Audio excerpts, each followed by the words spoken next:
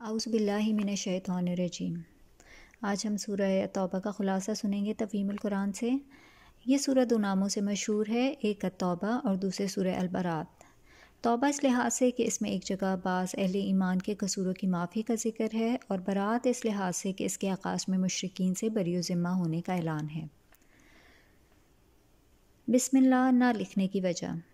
اس سورہ کی ابتدا میں بسم اللہ الرحمن الرحیم نہیں لکھی جاتی، نہ ہی بولی جاتی ہے، اور اس میں بہت کچھ اختلاف ہے، مگر صحیح بات وہی ہے جو امام رازی رحمۃ اللہ علیہ نے لکھی ہے کہ نبی صلی اللہ علیہ وآلہ وسلم نے خود اس کے آغاز میں بسم اللہ نہیں لکھوائی تھی، اس لیے صحابہ کرام رضی اللہ تعالیٰ عنہ نے بھی نہیں لکھی، اور بعد کے لوگ بھی اس کی پیروی کرتے رہے۔ یہ اس بات کا مزید ایک ثبوت ہے کہ قرآن کو نبی نے سے جوں کا تو لینے اور جیسا دیا گیا تھا ویسا ہی اس کو محفوظ رکھنے میں کس درجے احتیاط و اہتمام سے کام لیا گیا ہے۔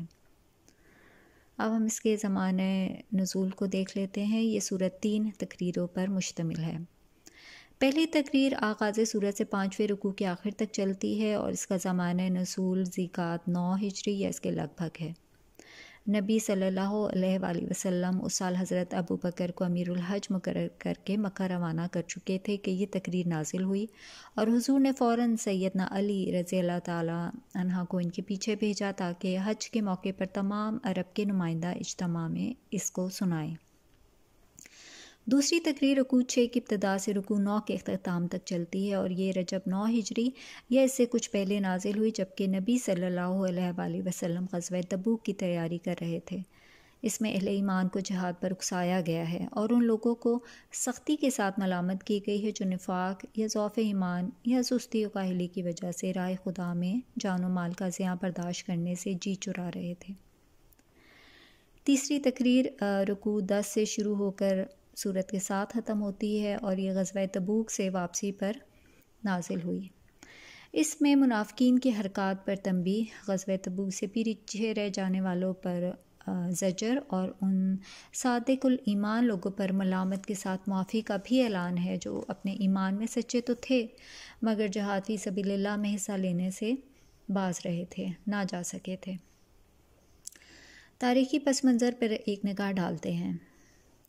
زمانہ نزول کی تعین کے بعد ہمیں سورت کے تاریخی پس منظر پر ایک نگاہ ڈال لینی چاہیے۔ جس سلسلہ واقعات سے اس کے مضامین کا تعلق ہے، اس کی ابتدا صلح حدیبیہ سے ہوتی ہے۔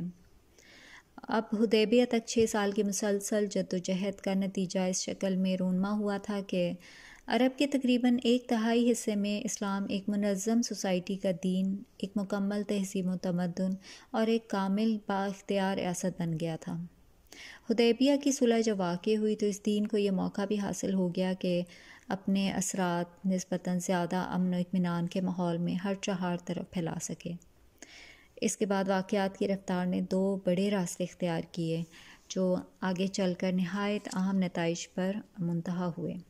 ان میں سے ایک کا تعلق عرب سے تھا اور دوسرے کا سلطنت روم سے۔ پھر غزوہ تبوک ہوئی جس میں مختلف تقاریر کے ساتھ یہ سورہ نازل کی گئی۔ اس کے مسائل و مباحث کو بھی دیکھ لیتے ہیں۔ اس پس منظر کو نگاہ میں رکھنے کے بعد ہم بآسانی ان بڑے بڑے مسائل کا اثار کر سکتے ہیں جو اس وقت درپیش تھے۔ اب چونکہ عرب کا نظم و نسق اہل ایمان کے ہاتھ میں آ گیا تھا اور تمام مزاحم طاقتیں بے بس ہو چکی تھیں، اس لیے وہ پالیسی واضح طور پر سامنے آ جانی چاہیے تھی جو عرب کو مکمل دارالاسلام بنانے کے لیے اختیار کرنا ضروری تھی۔ جیسے عرب سے شرک و قتل مٹا دیا جائے گا اور قدیم مشرکانہ نظام کا کلی استحصال کر ڈالا جائے تاکہ مرکز اسلام ہمیشہ کے لیے خالص اسلامی مرکز ہو جائے۔ اسی غرض کے لیے مشرکین سے برات اور ان کے ساتھ معاہدوں کے اختتام کا اعلان کیا گیا ہے۔ پھر کعبہ کے انتظام اہل ایمان کے ہاتھ میں آ جانے کے بعد یہ بالکل نامناسب تھا کہ جو گھر خالص خدا کی عبادت کے لیے وقف کیا گیا تھا اس میں بددستور شرک ہوتا رہے۔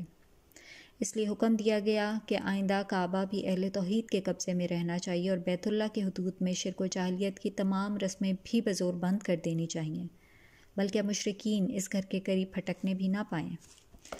عرب کی تمدنی زندگی میں رسوم جاہلیت کے جو آثار ابھی تک باقی تھے ان کا جدید اسلامی دور میں جاری رہنا کس طرح درست نہ تھا، اس لیے ان کے استحصال کی طرف توجہ دلائی گئی۔ نسی کا قاعدہ ان رسوم میں سب سے زیادہ بدنما تھا، اس لیے اس پر براہ راست ضرب لگائی گئی اور اسی ضرب سے مسلمانوں کو بتا دیا گیا کہ بقیہ سارے جاہلیت کے ساتھ انہیں کیا کرنا چاہیے۔ عرب میں اسلام کا مشن پائے تکمیل کو پہنچ جانے کے بعد دوسرا اہم مرحلہ جو سامنے تھا وہ یہ تھا کہ عرب کے باہر دین حق کا دائرہ اثر پھیلایا جائے۔ عرب کے باہر جو لوگ دین حق کے پیرو نہیں ہیں ان کی خود مختارانہ فرما روائی کو بزور شمشیر ختم کر دیا جائے تاکہ وہ اسلامی اقتدار کے تابع ہو کر رہنا قبول کریں۔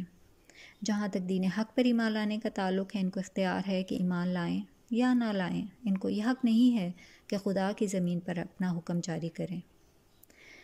تیسرا اہم مسئلہ منافقین کا تھا کہ جن کے ساتھ اب تک وقتی مصالحت کے لحاظ سے چشم پوشی و درگزر کا معاملہ بھی کیا جا رہا تھا، اب چونکہ بیرونی خطرات کا دباؤ کم ہو گیا تھا، بلکہ اس طرح کہنا چاہیے کہ گویا رہا ہی نہیں تھا، اس لیے حکم دیا گیا کہ آئندہ ان کے ساتھ کوئی نرمی نہ کی جائے، اور وہی سخت برتاؤ ان چھپے ہوئے منکرین حق کے ساتھ بھی ہو جو کھلے منکرین حق کے ساتھ ہوتا ہے۔ مومنین صادقین میں اب تک جو تھوڑے بہت ضعف عزم باقی تھے، جن کا ایمان تھوڑا کچھ کم تھا، اس کا علاج بھی بہت ضروری تھا، کیونکہ اسلام عالمگیر جد و جہد کے مرحلے میں داخل ہونے والا تھا، اور اس مرحلے میں جبکہ اکیلے مسلم عرب کو پوری غیر مسلم دنیا سے ٹکرانا تھا، کمزور ایمان سے بڑھ کر کوئی اندرونی خطرہ اسلامی جماعت کے لیے نہ ہو سکتا تھا۔ اس لیے جن لوگوں نے تبوک کے موقع پر سستی اور کمزوری و کاہلی دکھائی تھی، ان کو نہایت شدت کے ساتھ ملامت کی گئی۔ پیچھے رہ جانے والوں کے اس فعل کو وہ بلا عذر معقول پیچھے رہ گئے بجائے خود ایک منافقانہ طرز عمل اور ایمان میں ان کے ناراست ہونے کا ایک بین ثبوت قرار دیا گیا، اور آئندہ کے لیے پوری صفائی کے ساتھ یہ بات واضح کر دی گئی کہ کلمۃ الحق کی جد و جہد اور کفر اسلام کی کشمکش ہی وہ اصل کسوٹی ہے جس پر مومن کا دعوی ایمان رکھا جائے گا۔ ان امور کو نظر میں رکھ کر سورہ توبہ کا مطالعہ کیا جائے تو اس کے تمام مضامین بآسانی سمجھ میں آ سکتے ہیں۔ وآخر دعوانا ان الحمد للہ رب العالمین۔